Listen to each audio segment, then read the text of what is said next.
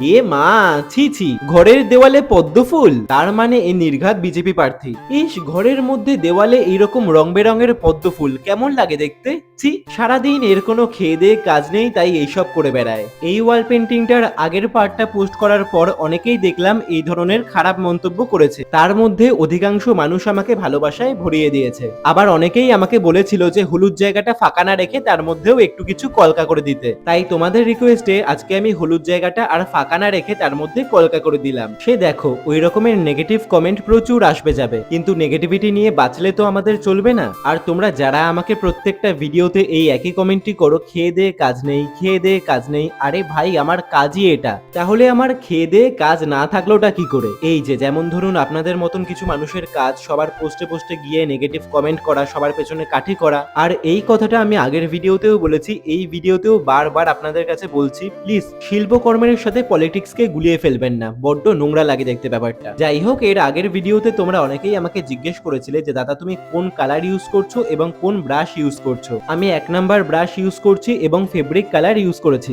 ও হ্যাঁ, তোমাদের বলে রাখি, আমাদের নেক্সট বেসিক টু অ্যাডভান্স 10 দিনের অফলাইনে কলকার মাস্টার ক্লাস শুরু হচ্ছে 10th জুন থেকে হাওড়ার বালিতে। সিট বুকিং কিন্তু শুরু হয়ে গেছে। আগের ভিডিওতে কমেন্ট করেছিল তন্ময়, শুক্লা, তনুশ্রী, আশা, লতিকা, সালমা, সৌম্য, সূর্য, অঞ্জনা, তোমাদের সবাইকে অসংখ্য ধন্যবাদ। চলো আজকের ভিডিওতেও তোমাদের একটা চ্যালেঞ্জ দিই, তোমরা এই ইমোজিটা খুঁজে আমাকে কমেন্ট করো তো দেখি, তোমাদের নাম কিন্তু আমি পরের ভিডিওতে নেব। হলুদ জায়গাটায় কলকা করার পর ওয়াল পেন্টিংটা কেমন লাগছে অবশ্যই জানিও কিন্তু। Bye, follow for more.